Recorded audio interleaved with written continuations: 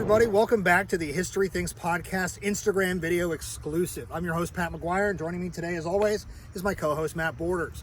Yesterday, when we left off with you guys, it was July 8th, 1864. We were sort of at the end of the day of a really sharp and violent, very sudden cavalry clash over on the western side of Frederick near the Rocky Springs Schoolhouse. We had roughly 100 Federal cavalrymen basically ride into the lines of around 400 Confederate cavalrymen, and all hell would break loose, and an inevitable retreat would end, and we'd sort of be stuck in this spot where we're setting the stage for the day we're here to cover today, July 9th, 1864, the Battle of Monocacy Junction. So before we get into that, it's really important to sort of assess the how we got here situation. So Matt, why don't you go ahead and tell our listeners how we got sort of from, early in the valley to being right here outside of Fredericktown, Maryland today, but during the Civil War is known as Fredericktown, and sort of the beginnings of what becomes the Battle of Monocacy Junction. Sure, Pat. Basically what's going on is, as you folks know, in March of 1864, Grant has been brought east. He's been made the general-in-chief of all Union armies, and he basically tells his various commanders across the board that spring to go, to push the Confederates wherever they can be found to the breaking point. And that's going to include several offensives in Virginia as well. Now, Grant's going to be moving with the Army of the Potomac. We would have the incredibly bloody Overland campaign and that series of engagements, and that constant moving to the left, shifting ever further south, trying to get around Lee's army. Now, that is going to lead, and I do apologize for how fast it's moving, but that is going to lead into the siege of Petersburg in early June 1864. And that's where the lines are going to hang out on the essential biggest front of the Civil War, mostly until the end. So we're in June of 1864, sort of positioning ourselves in spots we're going to be familiar with in April of 1865. Right. Now, what's interesting about the siege of Petersburg and Richmond is that it's not a perfect siege, or some have said not a true siege, because Lee is not completely cut off. In fact, he has rail lines that run into Richmond and Petersburg, and one of the hubs for that rail line is Lynchburg, Virginia. Now, Lynchburg's important because of that rail depot, because of the supplies at that depot, and even a hospital site that's there. But it's the main link to the Shenandoah Valley, the breadbasket of the Confederacy. The bulk of the grain stock and hoof stock are coming out of the Shenandoah at this point. And unfortunately for the Confederates, there's more Federals in the Shenandoah. David Hunter. Yep, exactly. Hunter is going to move into the Shenandoah Valley. He is going to burn VMI, at the very least the library. His troops are also going to burn Governor Letcher's house in Virginia, and he is going to be moving on Lynchburg, trying to cut off this supply depot to Lee. So sorry, all you General Sherman fans out there, he doesn't have a monopoly on using fire in the American Civil War. No. Now, Lee cannot allow this to happen. He can't allow Lynchburg to be cut off and shut down from his army, and so he is forced to send troops west. He's going to send the 2nd Corps Army in Northern Virginia under Jubal Early, okay? Ewell is no longer in command of the 2nd Corps. He's gone into semi-retirement. They're going to pull him back before the war is over, but he's not in the picture right now. Early has command. He is going to take his forces by both road and rail to Lynchburg. He would succeed in gaining Lynchburg on the 18th, where he's going to hook up with a former Vice President of the United States, John Breckinridge. Also known as Jason Isaacs in the movie. Thank you for that. Now, Breckinridge and Early are going to defeat Hunter at Lynchburg on the 19th of June, throw him back. He's going to begin falling back to Salem? Yes. In the Shenandoah Valley, and then eventually completely out of the valley. He's going to leave it entirely. Early has been told that if he can clear the valley, as he's just done, he is to proceed north, cross the Potomac, and enter Maryland. The hope being that by threatening Washington, D.C., making a run at the national capital, it will force Grant to release his grip on Richmond and Petersburg and move troops back north to defend his own capital. So it's like a diversionary relief tactic. Like it's meant to draw pressure away. It's also meant to have a legitimate sort of impact, because we are in 1864. So there's a lot of political stuff that goes on. Absolutely. That this is going to be affecting in some way. It's an election year. And the hope is that if Early can get into Washington, he doesn't even need to hold it for long. He just needs to get into Washington, maybe burn some public buildings, force the government to flee. It would be a disaster for the Lincoln administration. Yeah. So the stakes are very high.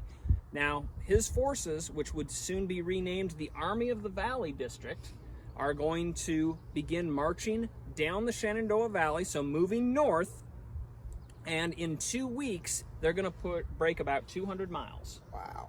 2 weeks, they're going to be at Harper's Ferry on Independence Day, 1864, July 4th. Now, these are battle-hardened veterans at this point. I try to explain in the layman's sense that the majority of the Confederate Army of Northern Virginia, most of the cowards and shirkers of the early war experience have gone away, and pretty much everybody that's here and now knows what's up, and they know the risk, they know the danger, and they're all battle-tested and hardened. So these guys putting 200 miles under their feet like that, it sounds like a lot to us because we don't do it all the time, but by 1864 to some of these guys, this is just business as usual. It's business as usual, but it's still a lot of marching.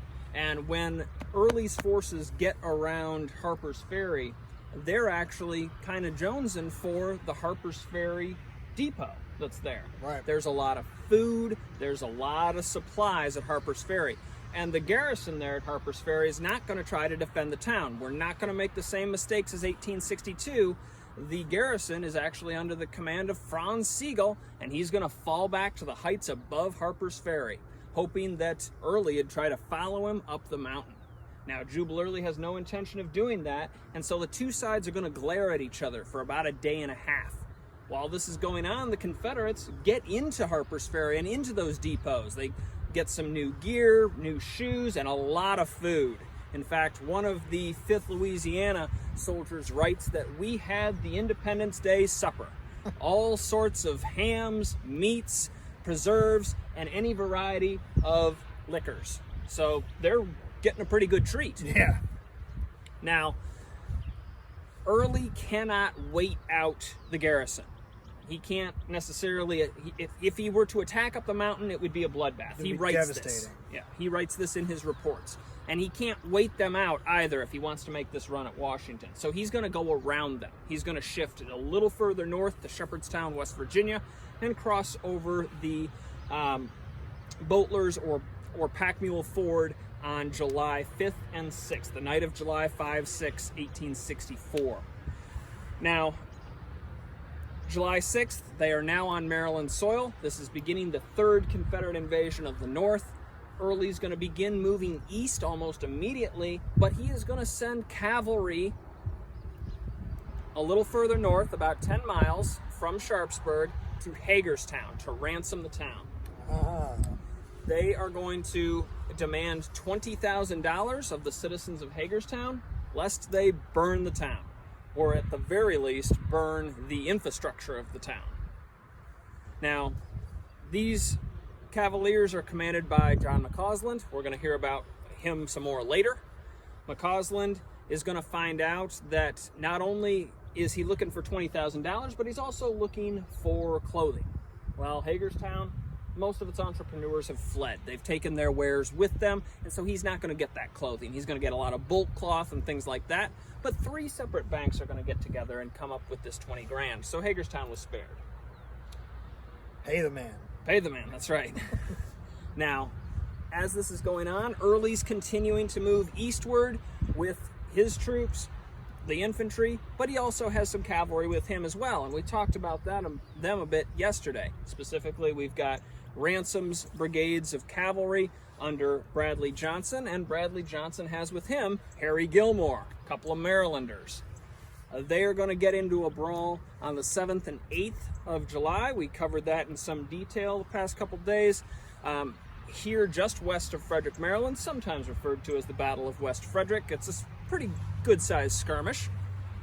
And the reason that happens is that by this point in the game, we are starting to see a reaction from the federal government. Now, Pat, as you probably remember, there had been warnings. Yep. The telegraph operators at Harper's Ferry and along the Baltimore and Ohio Railroad had tapped out messages to the War Department in Washington. There's Confederates out here. There's a lot of Confederates out here. A lot of Confederates. We need some help. How do you guys think that Washington responded? That's right. Crickets, at least initially. It takes a pretty significant act from a railroad executive himself to get the ball rolling, right? That's right. Initially, there was not much of a reaction from Washington. They thought it was just a cavalry raid and these guys were overreacting. Right. And it will take the president of the Baltimore and Ohio Railroad himself, John Garrett, to run out on a special train to Washington and later Baltimore to try to dig up some help. Now, he's going to find that help in the shape of Major General Lew Wallace, right, who commands the Middle Department, or 8th Union Corps, based out of Baltimore. And Wallace is going to send his troops out here to Frederick Junction. They're going to begin arriving, Monocacy Junction. They're going to begin arriving on July 6th. Now, Lew Wallace is out here back in the East as political fallout from the Battle of Shiloh in the Western Theater early in 1862. Correct. So he is not a face that has shown up too much here in the Eastern Theater of the war until right now. Yep. Wallace has, again, about 3,300 men under his command. They are mostly 100 Days troops and militia. These are not your frontline veteran soldiers. These are the guys guarding the railroads. They're guarding the camps and the bridges to allow more veteran troops to go to the front. These soldiers, they're going to put up a pretty good fight on the 7th and 8th of July. They're going to buy time for the rest of Wallace's command to get here, and, to be perfectly honest, buy time for reinforcements of veteran troops to arrive from the Army of the Potomac. Because kind of what Early wanted and what Lee wanted, Grant has released troops to move back north. He has released the 6th Corps to move northward by steamship. They are going to arrive in Baltimore and begin being shifted out here by a special train, once again provided by Garrett.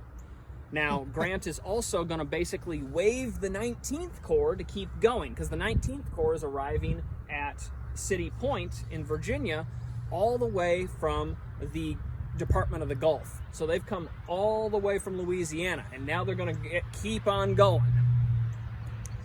Now, these veteran troops are going to begin arriving here at Monocacy Junction late on July 8th into the morning hours of July 9th. And so by the time that our skirmishers, 8th Illinois Cavalry, 3rd Maryland Potomac Home Brigade, half of Alexander's Baltimore Battery fall back across the Monocacy River, those veteran troops are beginning to arrive.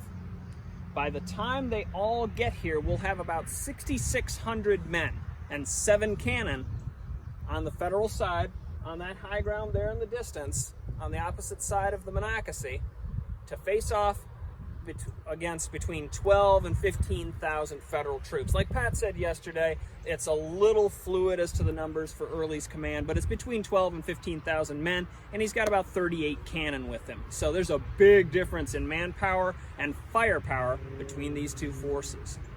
So that's going to set the stage for what's going to happen here on these fields on July 9th, 1864. So check back in a few minutes, guys, because we're going to take you to the very early morning hours of July 9th, 1864, with the opening sort of movements, the opening engagements, you could say, of the attack, moving right down here, modern day 355, which you'll be able to see from a really cool perspective in a few minutes. So thanks for sticking with us. Thanks for tuning in, and we'll see you soon.